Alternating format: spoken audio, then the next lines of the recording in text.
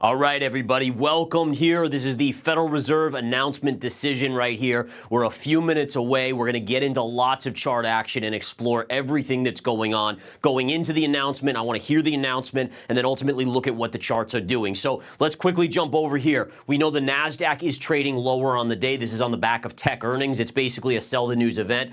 Some earnings like Google and AMD were not the greatest, but Microsoft had a monstrous move. Real quick on Microsoft, look at this move up today, early in the day. This was the first candle of the day. We popped up to $415 before selling off to 402. Huge move. Why is this important? Take a look at this. You now have a potential topping tail on the Microsoft chart. So again, topping tails are powerful, folks. We saw it on Bitcoin at the Bitcoin top, and it noted that move down, 20% drop in Bitcoin. So I'm watching this very closely. It hasn't closed for the day. Maybe we go in the opposite direction by the end of the day on the Fed. But again, guys, we're waiting on the Fed here, just a couple minutes away. But look at that topping tail. Also look at that topping tail with this trend line here. All right, look at that trend line. And then I think there was another one here. If I just bring up my chart and my drawing tool, there was this one as well. Really cool, folks. This is why I love charting. I know you guys do too if you watch me. But look at those two trend lines meeting right here. And now you have a topping tail potentially forming. Now, looking at the dollar real quick, the dollar is down slightly from this morning's game plan. We've bounced back just a little bit. Remember, ADP private sector numbers today came in weaker than expected. Now, going into the Federal Reserve announcement, this is going to be something very, very important that I focus on. So here's our Federal Reserve Fed Watch tool. Remember this morning, 50% chance basically they see a cut, or we see a cut in March now. That's different from yesterday. That occurred after we saw the ADP sector, private sector number. So again, something to keep in mind there. All right, when the Fed announces, I'm going to look at this and see how it changes. In addition, we'll check back to it throughout the press conference from Jerome Powell at 2:30. I probably will take you guys till about 2:45 today or so, give or take, before I end this live stream. So we got a long way to go compared to the game plan. This is going to be a marathon, not a sprint. Okay, so again, right now, that's where we are.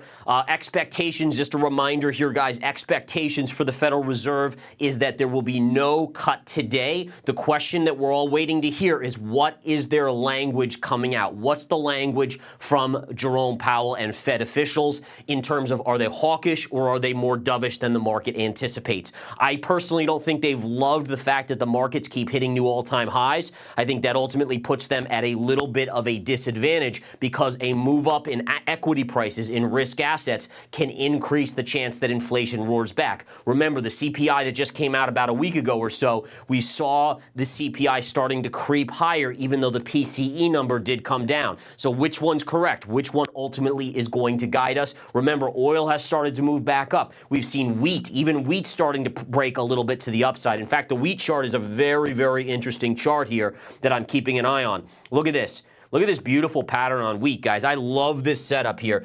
Beautiful little bullish consolidation channel. We break above that right here on WEAT. That is the symbol of this ETF. I think that's a breakout on wheat. That is not good for inflation. So again, we are just about ready to get the announcement here. We're going to get rocking and rolling. As soon as I have the information, I will get it to you guys ASAP. We'll watch the reaction. I'm going to bring up the 10-year yield on the 10-minute chart here so that we can watch the reaction live.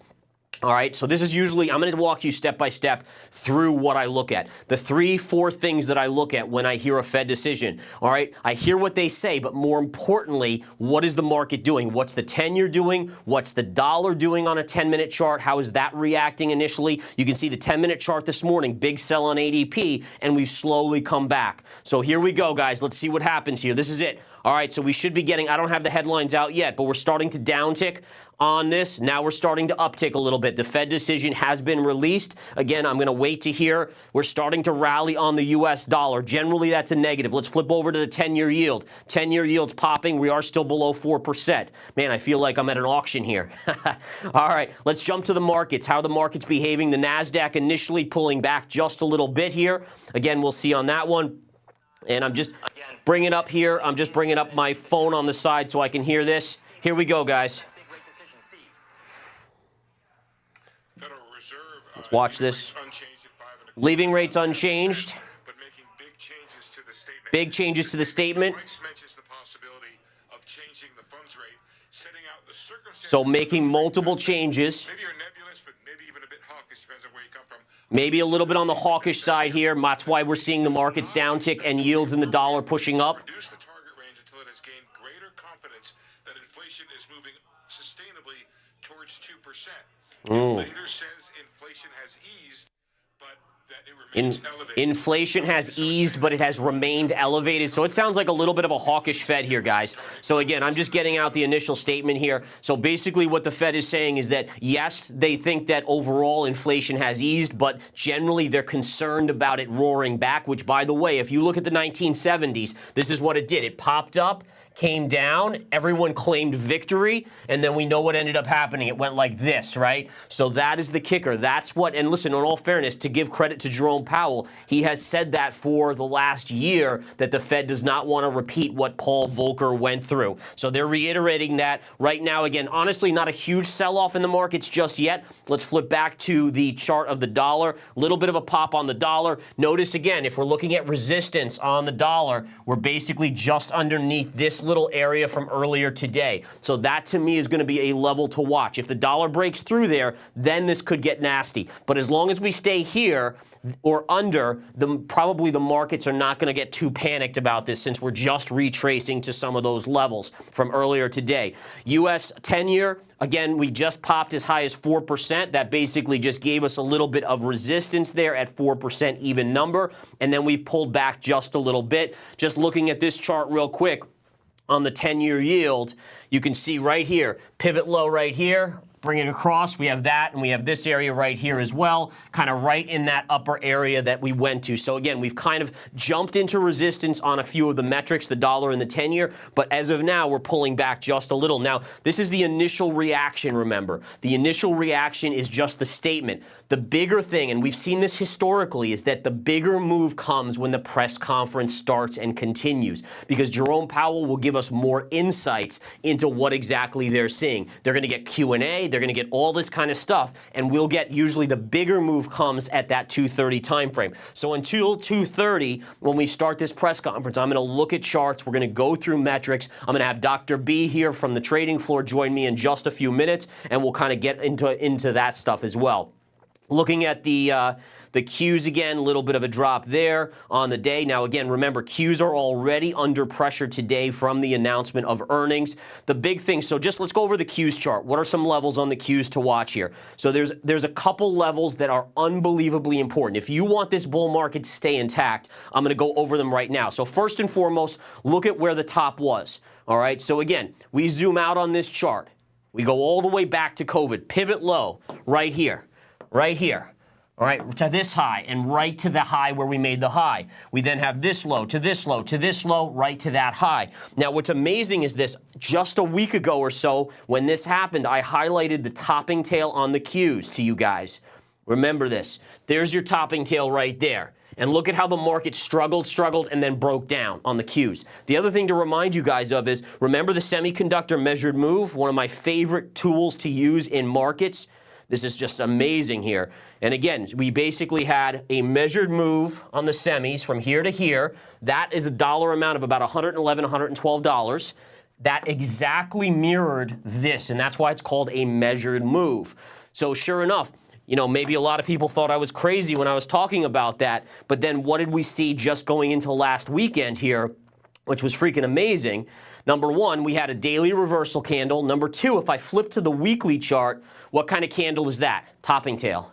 And then look at the semis start to come down here. We're now actually $10 off the highs of the SMH. Now listen, in the scheme of the move, is that a big move? No. I mean, it's been a huge move up. What I'm going to be curious is when we get to the Fibonacci 382 or the 50% retrace of this recent move, how do the semis handle that? Speaking of semis, let's do a check-in on NVIDIA right here. And by the way, we're going to check in on the chart of Bitcoin as well. We'll go into Bitcoin and gold. Those are obviously important. Here's your weekly, this is your weekly NVIDIA chart. What's catching my attention is right here.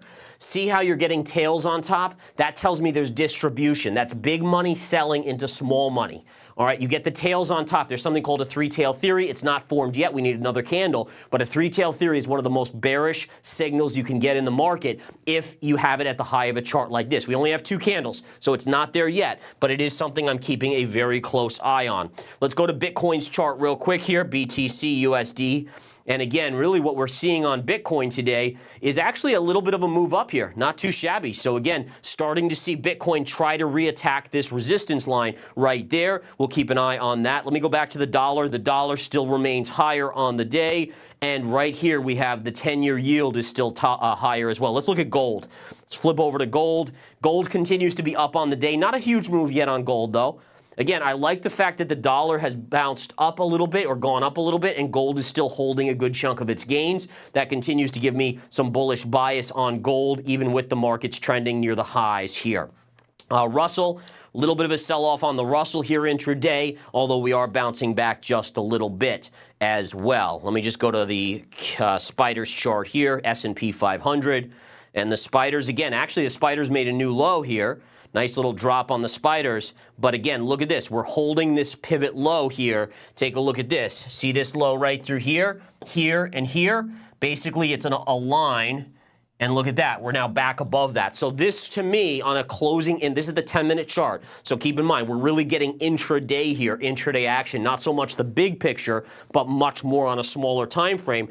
This is what I'm following right here, is we pierced, and now we're back above. If we close down here and we confirm, now you've got another leg down, because really what you have here is a bear flag, right? Look at that. Look at the flag pattern right there. So as of now, this isn't a breakdown of the bear flag. They're saving it. But if it starts to break down, you could have a measured move from here, from here to here, and then you could replicate that move to the downside, and now we're starting to break down again. So again, very interesting action here. All right. So, wow, lots to go over here. Microsoft, I want to do a quick check on Microsoft selling off too. Nice little sell-off there. Continuing, if we flip to the chart, you can see we're basically back to the lows of the day right down here. Basically the same chart as we just looked at on the Spiders, right? Big down move, sideways consolidation. That is bearish consolidation unless Jerome Powell can save the day. So we'll keep an eye on that. Lastly, I'm going to do a refresh on this chart, and then we're going to get Dr. B in the mix here, guys. But again, refresh on the Fed watch tool. Let's see what it shows up. Oh, it's not even loading. There we go. We just got it to load here. I was thinking it might have crashed because everyone's checking this out. But, ooh, look at this, guys. This is big. This is big. So basically what we have here is we have a higher percentage. This was just at 50.5 for March. Probabilities of a rate cut have actually moved up for March now to 54.1%. And they've started to move up across the board. You can see right here as well. So very interesting little action there. All right, Dr. B, come on in. Let's jump over here. All right, Gareth. Good to see everyone. How you doing? Right, absolutely. Yeah, okay. This is Big awesome, day, man. yeah. This is cool. This is very, very cool. Fed kept interest rates the same and a little hawkish there. Initially, some downward price action, but then it kind of just stayed flat. So let's take a look at the Spiders now. Still looking like it's kind of trying to come down here just a little bit, right? I mean, we're still kind of dealing with this. I was just pointing out that you have this basic level right here, which is a base point, and we're trying to, the markets are trying to decipher if they want to break to the downside or not on the charts. And right now it's kind of a 50-50. It looks like which way will it go? But again, overall, I think the bigger flag pattern is something to pay attention to, right? Absolutely. So what are you looking at? Have you been seeing anything that's getting your attention here? Yeah, I saw the pop on the dollar and, you know, some movement on the 10-year as well. I just want to show a trade I was in earlier this morning. You know, New York Community Bank was down over 40%. I'm not sure if you can see my screen here. I'll just come over here.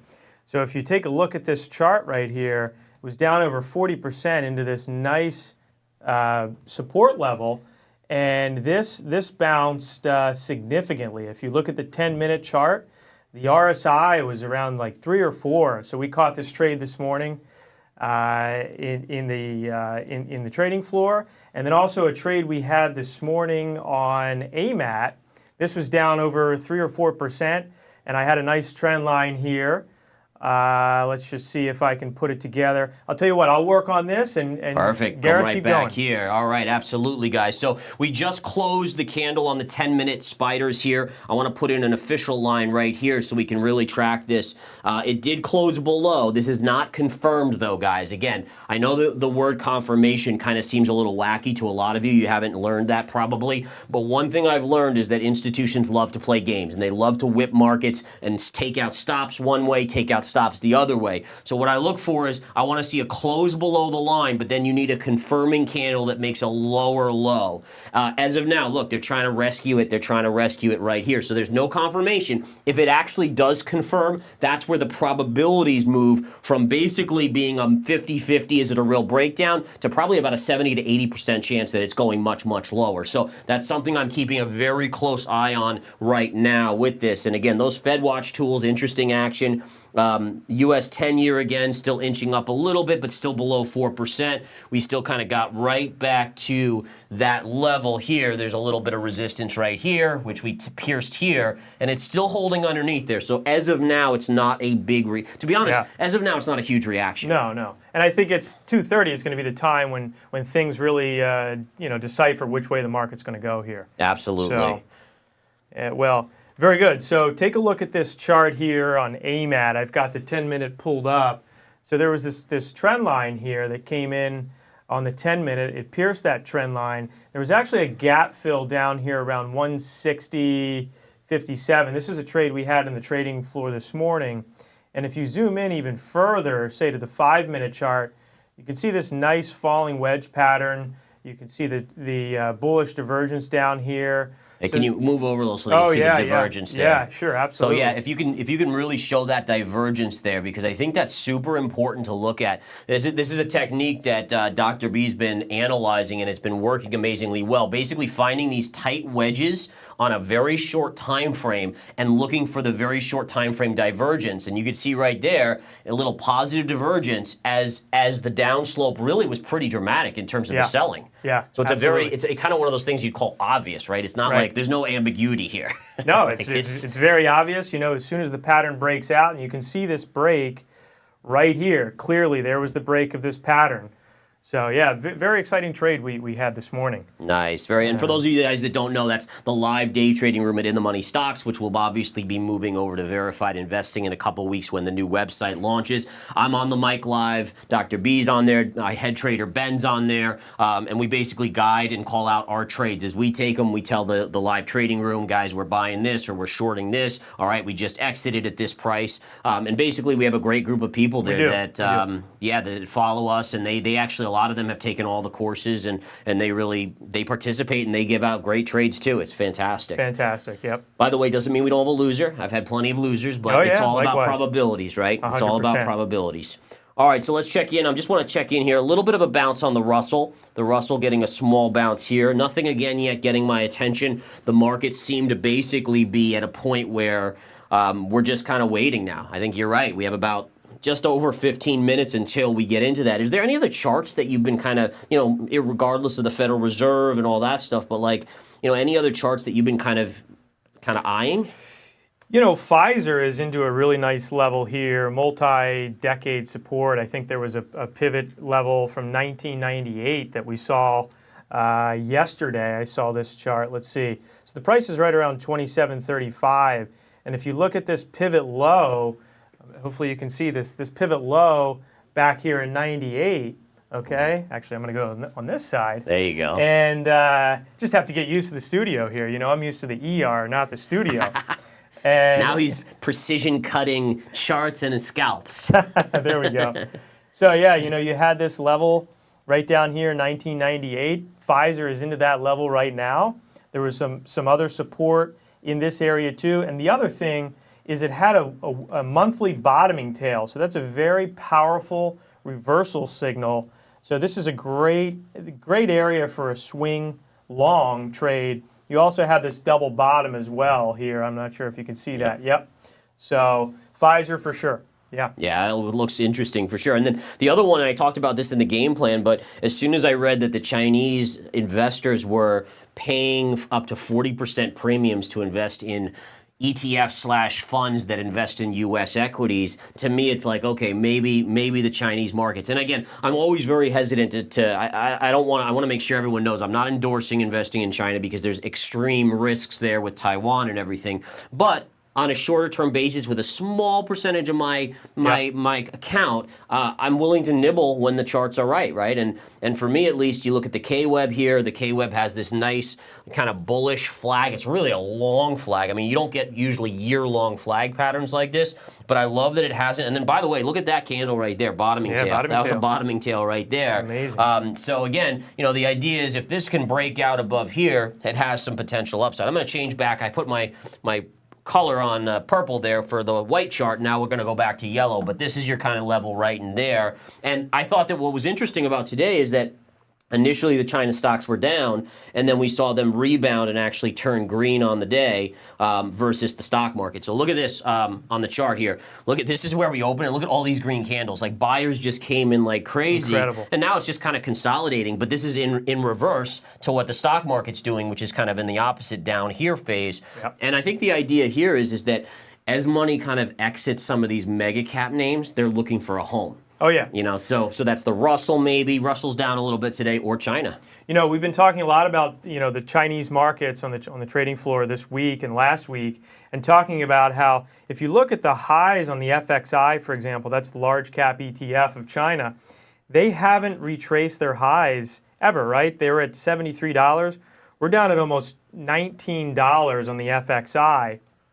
And so we're close to the lows of 2008. That's incredible. Can you see it here on my chart? Yeah. Right down here, this is '08, and we're a couple percent above that level. So what's interesting is, and unfortunate, for the Chinese investors is they've lost a lot of money, and now they're going and paying up 40% on a U.S. stock market that's already overbought. Ridiculously overbought. Absolutely. So I think that's a good point. And just speaking of overbought, oversold, I'd just like to point something out is that one of the stocks, and this is a stock that I was in with members of Verified Investing Alerts, we actually took profits today. It was a nice little 5% gain on a 5% percentage of our portfolio, but it was Boeing, right? And I always love this play is like, you look at Boeing, right? And going into earnings, the stock was down from $270 to basically $200 as of yesterday's close.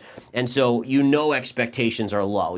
People are just like, oh, I have no faith in Boeing, which is when it gives the chance, like, think about someone underestimating you, like, oh, he sucks, and then it's your opportunity to exceed expectations because they're so low, versus you look at a Microsoft, which actually had amazing earnings. They really did, but again, expectations are mile high, and it's so overbought. It's now the biggest company in the market, probably one of the most overinvested allocation-wise, and it gives an opportunity for a sell the news event. So there's no doubt if you looked at apples to apples, like earnings-wise, Microsoft was way better of a report, but the stock had gone vertical, and therefore, again, it creates this opportunity for kind of an inverse relationship. Now, please be an understanding that every stock that's down doesn't mean they're going to. I mean, there's certain stocks that are down for reasons of their company, their business model is becoming obsolete or something like that. Their margins, their earnings.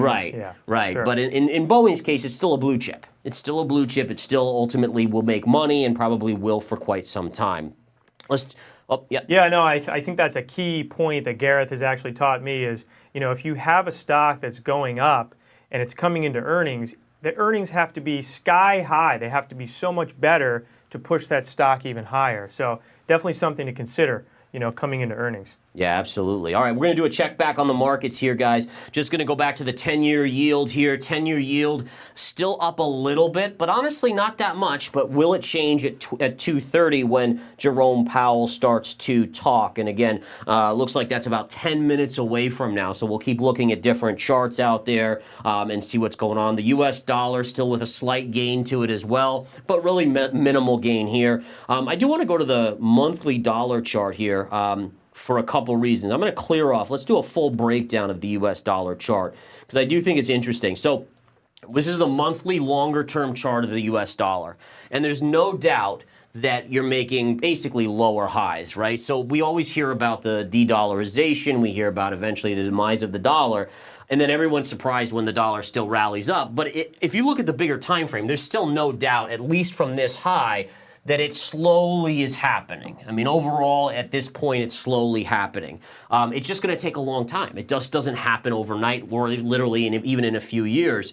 Now, you do have a base point where in 2009, the dollar was kind of at its lowest point here, and it still hasn't gone back to that. But the one thing I'm watching here on this chart, if we look at this here and we zoom in just a little bit. So the short term, we have a trend line here, and we draw this down here.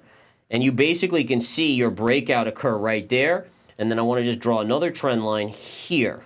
So we've now gone into, in fact, that looks like a parallel to me. Let me just see if, let's erase this one, and I'm going to get rid of that again. And I just want to see if this is a parallel channel that we're trading in now. And again, parallels are amazing how price kind of continues to chop around. So what I'm doing is I'm connecting these low pivots here, right through here. So 1, 2, 3. And then I'm going to draw a parallel line. Look at that. That's cool. Ah, incredible. So there you go. So basically what this tells us is that since 2011, the dollar's actually been in an uptrend. But if you zoom out on the chart to like the monthly and going back like 20, 30, 40 years, you actually are still in a longer term low or high period, but you're just in a short term higher trend line here. So again, one of the things about trading is that you do have to recognize that trading is a matter of your time frame. What time frame? So I day trade and I swing trade. So my time frames are like the 10-minute chart to the daily chart generally, right? When I'm doing long-term forecasts, maybe I'll go to the weekly or the monthly. Yep. But I mean, heck, you do your minute charts. 1 minute, 5 minute, and it works. Yeah, and it works. I'll tell you, it does work. Actually, if you zoom out to the past 100 years, this is a chart that I show my friends every so often. This is the purchasing power of the U.S. dollar. And if you look at back here in 1910, 1920, how powerful the dollar was, but as the U.S. government continued to print money, print, you started to increase the supply of money and decrease the purchasing power. I mean, there it is in a chart right there. And it's interesting on that chart. I mean, you could see how even when the gold standard was still in effect, it was still a downsloping chart. Yep. So, I mean, it's not like, just going back to the gold standard doesn't necessarily guaranteeing you that you're not going to get that degradation of the value of the dollar. I hate to say it, but that really comes down to governments Yep. and what they're doing. But it is interesting, man. It is scary. To be honest, it's scary for your kids, my kids, and potentially what can end up happening there. Even for our retirement, how much is now it used to be. I mean, heck, my parents when they retired. I mean, I don't know exactly what they had, but they probably had maybe 300,000, 400,000, 500,000, and Yep. they're fine with that. Sure. They're able to live. But for me, in 20 years, I don't know if 300,000, 400,000, 500,000 is going to work.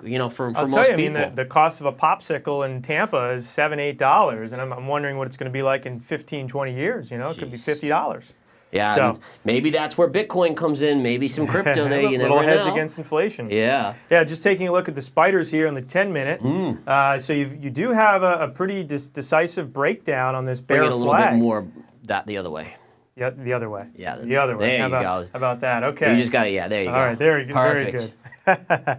So yeah, you've got this bear flag. It's broken down, and you've got some support coming up here, right around 485.36. But again, we'll see what 230 brings. Yeah, and interestingly enough, I've got the same chart up here, and my flat line bottom right there. So we're very close to confirming. We still haven't confirmed it yet. But one of the things, and you were just bringing up levels here, I'm going to erase this other trend line here so we keep it as clean as possible. You also have a former gap and pivot high right here, which as a day trader, this might be an interesting level. So it's a little bit below these lows here, but you're coming right around 480, just a pierce of 485 right there. Could be an interesting level. We're about 80 cents away, 85 cents away on a technical basis. But I would start looking for support there. And then if we really see a breakdown, there's a gap that hasn't been filled just a little bit below here at this point. So see how, by the way, gaps, guys, just so you're aware, and I use these terms, Dr. B uses these terms, Ben uses these terms in the office, but a gap is created when a stock or a market closes one day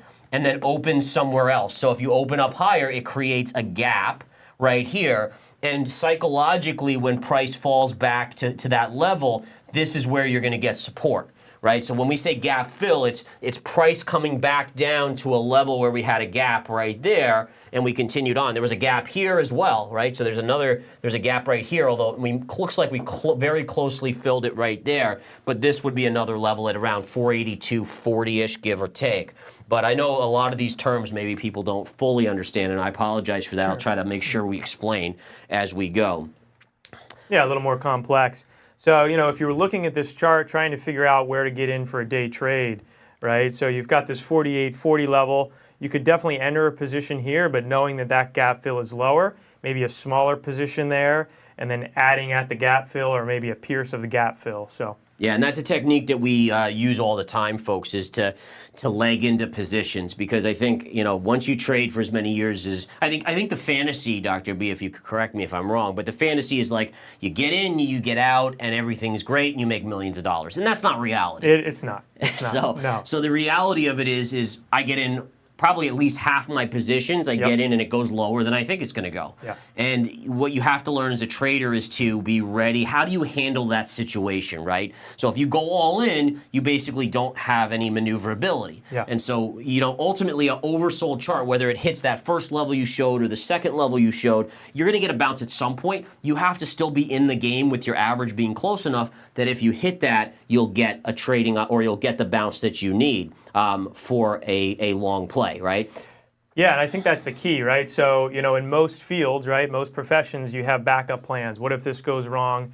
Plan A, B, C, D, E, F, right? And so for me in the ER, right, I had, if something didn't work out, I had my plan B, C, D, right? And so it's the same thing in trading.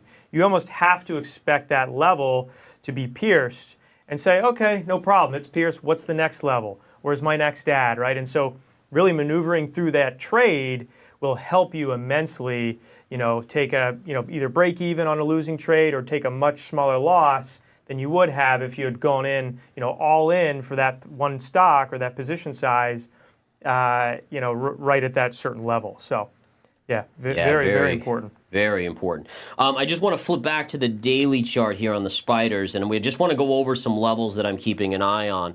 So, in other words, when we're looking at this, right, if you look at the spiders, this is the, by the way, when I say spiders, it's the S&P tracking ETF, so it's basically the S&P. And what we could see here is that we've been in an amazing uptrend. I mean, this is just going back to December. The markets continue to rally. We know that, again, last year the markets had an amazing year. Here's the pullback, right? So, I mean, to keep things in perspective, I mean, you look at all this upside, and that's where we are right now. So as a technician, as a bigger picture technician, you're not getting scared here. Today's down day, it doesn't matter what Amazon is or Microsoft or AMD are doing, you're not scared here. If anything, for me, I'm more scared at how overbought the markets are, but as of now, they're still fine. What I'm doing is I'm looking for my trend lines where something would show me a breakdown, like a significant breakdown. And one of the lines here that I have is this one. So if we draw this, what we can see is basically going back to November, the stock market, the S&P, has been hammering, just gently bouncing off of this. In fact, we started here on this gap up, and we bounced here, we bounced here, and we bounced here. So what I would say is, as a technician, as someone looking at the charts, you don't really get it concerned on the bigger macro breakdown unless you violate and you break below that line. As of now, this is your trend. In fact, it almost looks like you could put a parallel line right in here above there as well, right? So again, that's what you're tracking. This as an investor would start to concern me if you break that, because then eventually you start, maybe coming back and filling this gap down here, which again, there's another gap right there. We just talked about that. So again, just kind of keeping it in perspective, and we'll see what Jerome Powell says in just really about a minute time. He'll be starting to talk, and we'll see. Yeah, and really on that daily chart, that's a bearish pattern. That's a rising channel, a rising wedge. That inherently is a bearish pattern.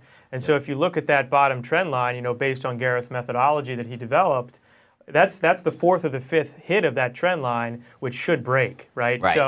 So that's definitely something we're watching closely. And that's bringing up a fantastic educational point, is that what you start to learn when you study the charts as much as we have is that a trend line will get hit once, twice, 3 times. Usually, I mean, I'd say 70% of the time it will bounce off those times. First, second, third hits. It's when you get to the fourth or the fifth hit that you start to be concerned. Just like that door, the analogy of the door, right? Yeah. If you have to break down a door, maybe 2, 3 times I have to ram into it. By the fourth time, fifth time, probably I'm going to be able to break that down. Same thought process here. So you look at this. It's like it's basically 1, 2, 3, and now if we come down, you're at 4. And once you get to 4, it's kind of like a 50-50, and then by 5, the odds, I don't know if it'll bounce there or not, but if it does, by 5, you're pretty much at that point where odds do favor it pretty sizably of a breakdown. And again, so that's just something to keep an eye on here as we continue to wait, and it looks like Jerome Powell's just about to come out and start talking,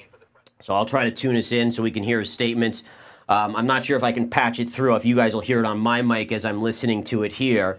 But yeah, I'll relay any important points that I'm hearing. And really more than anything, guys, this happens with earnings too. Is like, earnings can be whatever, but it's really what is the price action? The price action is always truth. Yep. So, we may be like, oh, it's dovish or it's bullish, but if the market's going the opposite way, then that's what it is. The market's efficient, and market knows. The market will trade, for sure. Just want to show you here as we're waiting. This was the spiders, right? We're looking at this time count on the 10-minute. You come over to this side there. Okay. There you go. There we go. Okay. So this is the spider 10-minute chart, and you had this gap down, right? Here's the gap, and then you had a down move, and this was a time count. This was 7 candles down, and look at where you started to see an up move right here at this 7th candle. So all of these different things we look at, we think about, we kind of create a recipe, that for success. So, all right, Jerome Powell is speaking. Inflation has eased from its highs without a significant increase in I hope unemployment. That's very good news. But inflation is still too high. Ongoing progress in bringing it down is not assured, and the path forward is uncertain. I want to assure the American people that we are fully committed to returning inflation to our 2% goal. Restoring price stability is essential to achieve a sustained period of strong labor market conditions that benefit all. Today, the FOMC decided to leave our policy interest rate unchanged and to continue to reduce our securities holdings. Over the past 2 years, we have significantly tightened the stance of monetary policy. Our strong actions have moved our policy rate well into restrictive territory, and we've been seeing the effects on economic activity and inflation. As labor market tightness has eased and progress on inflation has continued, the risks to achieving our employment and inflation goals are moving into better balance. I will have more to say about monetary policy after briefly reviewing economic developments. Recent indicators suggest that economic activity has been expanding at a solid pace. GDP growth in the fourth quarter of last year came in at 3.3%. For 2023 as a whole, GDP expanded at 3.1%, bolstered by strong consumer demand as well as improving supply conditions. Activity in the housing sector was subdued over the past year, largely reflecting high mortgage rates. High interest rates also appear to have been weighing on business fixed investment. The labor market remains tight, but supply and demand conditions continue to come into better balance. Over the past 3 months, payroll job gains averaged 165,000 jobs per month, a pace that is well below that seen a year ago, but still strong. The unemployment rate remains low at 3.7%. Strong job creation has been accompanied by an increase in the supply of workers. The labor force participation rate has moved up on balance over the past year, particularly for individuals aged 25 to 54 years, and immigration has returned to pre-pandemic levels. Nominal wage growth has been easing and job vacancies have declined. Although the jobs to workers gap has narrowed, labor demand still exceeds the supply of available workers. Inflation has eased notably over the past year, but remains above our longer run goal of 2%. Total PCE prices rose 2.6% over the 12 months ending in December. Excluding the volatile food and energy categories, core PCE prices rose 2.9%. The lower inflation readings over the second half of last year are welcome, but we will need to see continuing evidence to build confidence that inflation is moving down sustainably toward our goal. Longer-term inflation expectations. All right, guys, I'm going to jump back in here. So I'm getting the gist of it, and again, we can always tune back in, but I don't, we can all listen on our own time to this thing. So basically, initially, the markets began to bounce. Again, this is why, for me at least, with this low line here, I really want to see it confirmed to the downside before I trust it, because again, you could see, red candle closed below, but we didn't close below the lowest point of that previous candle. There's no confirmation. So you wouldn't jump the gun quite yet to saying, okay, this is a breakdown. This is a confirmed breakdown. So really important there to kind of take note of that. Now, again, I did just hear him say, the cautionary thing of saying, we still have to make sure that inflation is really coming down here. Markets, again, starting to rebound, though, liking the fact that he's certainly not pushing new interest rates. No. That's not in the cards. I do want to flip back to the chart here of the Fed, and let's do one more refresh to see if these numbers have changed. Now, again, the Q&A will be next. The Q&A sometimes can be decently important if the right questions are asked. Interesting. All right, so look at this, guys. So this is interesting to me. So we saw before that March was now back on the table initially after the statement, and now look, March is now off the table again, back now. So we've moved back to it favoring no rate cut in March. So this is kind of fun to watch this and during this period. And again, this will be something that you want to check later today. Maybe we'll even look at in trading the close what's going on here. But we're now back to a 50-50 chance of a May. Now, what would be really interesting is if this starts to go below 50%, that would be getting my attention there. And it's only at 50.3%. So again, we're starting to see these drop of the potential for rate cuts. Yeah. I was listening to CNBC on the way in this morning, and I think that the Fed really is most worried about cutting rates too soon and then having inflation go back up and then having to recut rates or increase rates. So that's the big worry here is, they're looking at the 70s with Volcker and saying we don't want to repeat that situation. It's a very, this is history, really. Right. And I think one of the things, too, to keep in mind is that the Fed, if we slip into a recession, the Fed can always just print a ton of money to get us out relatively quickly. But if you kickstart inflation again, the question is, can you really get it back inside the box in a meaningful amount of time? And we know which way, inflation obviously hurts a majority. The really wealthy don't care. Their lifestyle's not changed. But let's be fair, most of the country's not in that group. Unfortunately. And that's who's really going to get hurt. So again, generally, if the Fed is hawkish, that would be a negative for the market. And again, we're starting to see us creep down again here on the S&P 500, and we'll see. Just doing a check-in on the dollar. The dollar was initially falling, which is why we saw the S&P initially rally. Now the dollar's starting to creep back up. I'm going to still watch this area right here. Let me get my trend tool back here, my drawing tool. And again, so basically I'm going to be watching this area right here. I think as long as we stay below, it's kind of a non-event. If the dollar really starts breaking up here, I think the market really goes south in a hurry as the dollar could gain strength.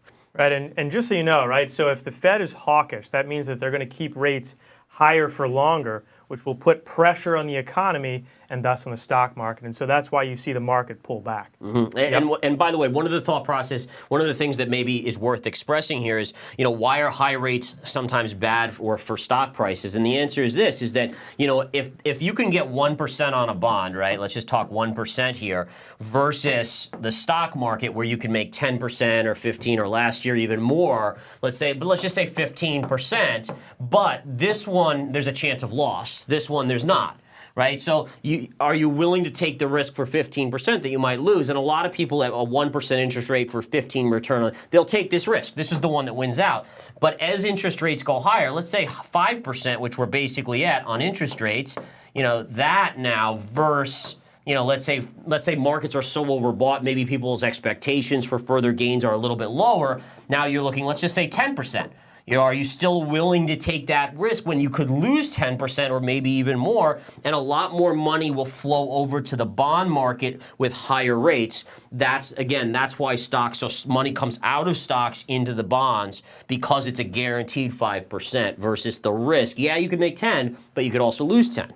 So, and I think the standard quoted rates are about 7 to 10% over the long run for gains yearly in the stock market. So as you get closer to that 7%, that 5% on the bonds, 6%, people say, it's fine. I don't want to take a risk. I'm fine with sacrificing those two percentage points, and I'm just going to go into bonds. And so they start selling equities, buying bonds, and so it's that whole movement and flow of capital. Look at this. Wow. So all of a sudden, I'm not sure what he said, but something's just kicked in, a buy program in the S&P. And now this is getting interesting, right? Because it looks like not only are we potentially going to close back above that line, but if we now flip over here and we put a trend line in, this is kind of my high end here. We just closed on it. Look at that. So we just closed on. If you connect this high to this high, we basically closed right there. So this to me is the make or break candle. If we can continue up, then you potentially could really see a rally in this market. But if it's going to get rejected, now the breakdown's already failed, right? So there's no confirmation, and thank goodness, right? It didn't tell us there was, and you could see what the market does. And by the way,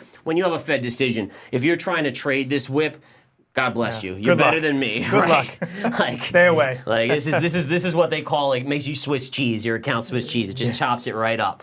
But anyways, let's keep an eye on this as we go here. I'm going to assume, and we're starting to downtick again. They're trying to kind of figure it out here if it's going to break to the upside. Next resistance would be right here, right? So you have the high of the day. That's right up here. That'll be your next resistance. And then if we break through there, you got some levels here, and then eventually gap fill right up there. And again, there's another gap. We closed there yesterday. We opened down here. We sold off. And if we got back up there, that would be gap fill. And again, looks like we're starting to uptick just a little bit again. They're trying to get this market going. Yeah, 10 years back below 4%. And we'll see. If the markets keep rallying, the 10 years should fall. Yep. And look at that drop in the dollar. So see this really big red candle in the dollar, and then we just flip over to the spiders and look at the really big green candle. That just shows to everyone out there the inverse relationship that the market's have. And I'm a big believer that this isn't humans necessarily. I mean, humans are trading in here, but there's no way that they can be that dead on to the ups and downs. So it's really algorithmic trading that's going on here. And again, look at this, starting to move up here. So next resistance on the spiders. Now, as a trader, I probably won't short this gap window. This is called gap window. This is called gap fill. But if we got to gap fill on a straight line, that might be might be a nice little short there for a day trade. Again, these are day trades, mind you. So again, just keep an eye on that. But we'll see. We're still below. And by the way, this candle could reverse back down. We still got a lot of time left in this candle, about 8 minutes to go before this 10-minute candle closes. Volume's inching up. It's about 45 million shares traded. So, maybe by 3 o'clock we might see 50 million, 60 million. So still anemic for the day, but we'll see what happens. Yeah, and here you can see Bitcoin's chart. So again, this is your 10-minute chart on Bitcoin. Bitcoin actually rallied up nicely going into the decision. Then it kind of dumped out a little bit, and now it's rallying back. And Bitcoin, again, same kind of deal. It still trades generally inverse to the dollar. Right, so the dollar, as it falls, gives Bitcoin a bid. The dollar is jumping over here, which caused Bitcoin to come down just a little bit. I'm going to check in on, let's see what Boeing's doing. Yeah, Boeing's at 213. Nice move there. Microsoft's had a good bounce here. A nice little bounce there on Microsoft. Let me just see here on... How about Google? Google was beaten down this morning, right? Yes. Let's see. Google's starting to get a bid as well. So we'll see. Can the markets recover after these earnings? And this is the chart of Microsoft. You can see, just like the spiders in a way, if you kind of have this channel-ish type deal, and we're now right at the high end of that channel, trying to break out of this downward sloping intraday 10-minute channel to see if we can get a bigger gain there. But yeah, let me just go to that Google chart here. Yeah, Google, a little bit of an uptick, still down precipitously on the day for Google, but yeah, beautiful little move there. Checking on NVIDIA. Oh yeah, NVIDIA's caught that bid. You know it will. That's one of the favorites out there. Now look at where NVIDIA is on a technical basis. NVIDIA just tagged gap window right here. So if we draw a trend line from basically the high of the day, we're now actually pushing above it just a little bit here and starting to see a push up here. So again, NVIDIA there, you had the drop, the chop, trying to break. If it breaks successfully, this is your target zone right here. That's going to be gap fill, a lot of resistance going into that. A lot of people that bought yesterday on NVIDIA They woke up this morning to the gap down on AMD's earnings, the flush. They're a little panicky. So the thought process is if it rises back to that same level right here, there'll be some sellers here looking to unload and just be thankful they get out flat to break even on their trade there. Yeah, and just look at Google. You know, my eye goes to this inverse head and shoulders pattern. You can see right here. Looks like it's triggering right now. You know, another thing I see here too is this, again, this bullish divergence on the 10-minute, right? So if you were to take a trend line from here to here, and then a trend line from here to here, you can tell that there's a divergence. So, yeah, keep an eye on this. One other chart to show you guys the VXX. I only bring this to your attention because I was telling the live trading room about this earlier. I know a lot of them are watching right now, but basically we had a swing trade in Verified Investing Alerts where I was long about 7.5% of the portfolio in VXX. I was in the money. When we were at the highs of the day today, I was in the money, you know, just 1% or so. But I said to myself, listen, historically, there's a lot of volatility, or VIX is being bought up because the people fear the Fed, right? The Fed's going to do something on, you know, so they're buying protection, especially after these earnings that we've seen. And so the VIX was up, and I took half off the table at just up in this upper range. It was a small gain only, but sometimes a small gain is smart to do, especially when you have a decent size of your portfolio in a trade. And you can see what's ended up happening is the Fed comes out, they're not shocking the market, they're not panicking the market, and so volatility starts to get sold, and just like that, it's about a 50-cent drop on the VXX from where we unloaded that half. And again, unloading half, it doesn't mean that if it continues up, I still have that second half, but if it drops, I can re-add that at a better price, let's say down here, and it brings my dollar cost average down. I'm able to pocket that profit, get in the rest at a better price. So little things like that make a huge difference in a portfolio. Huge difference. You know, I actually started, you know, employing some of Gareth's strategies in that sense, and it's incredible. You know, just de-risking and then your ability to buy lower is so important. If you're all in on a position, you know, 5/5 of a position, you're handcuffed. You can't maneuver. So that's really the key, is maneuverability. And again, we'll probably jump off in just a minute or so on this stream, guys, but I just wanted to show you. So again, look at where did we go? Where did the spiders go? Right up to resistance here, and now they're starting to stall just a little bit. Doesn't mean they can't break above it, but you just have to know your levels. Know your levels. I always liken this, like I don't really think drawing these trend lines are that, it doesn't take a lot of skill. It's basically like, okay, what was the high on there? Put the line there, and then you just connect the dots, you know, here to here, and to here, and you get this level down here, and same thing with connecting these up here as well. So it's just, you know, it's connect the dots like when we were kids and we used to do those games, but it actually has a purpose in this scenario to help us make money in the markets and understand where things are going to hit that they could have resistance. For sure, for sure. So, all right, guys. So, yeah, this has been fun. I don't know. I don't have much else to say. Anything else to add today? No, it's been great. It's been great. Yeah, very interested to see, you know, how it goes here. Nice. All right, take care. All right, guys. You guys have a great rest of your day. Thank you so much for tuning in. Come check out Verified Investing and watch for that new website. It'll be awesome. But thanks again, guys. I'll try to do this every Fed decision. Hopefully you guys found it useful. Please comment below. Let us know your thoughts. Is there anything we should talk more about? Is there anything we missed? Let us know, because I want to improve these and make them the best stream for all of you. You guys take care. Have a good one.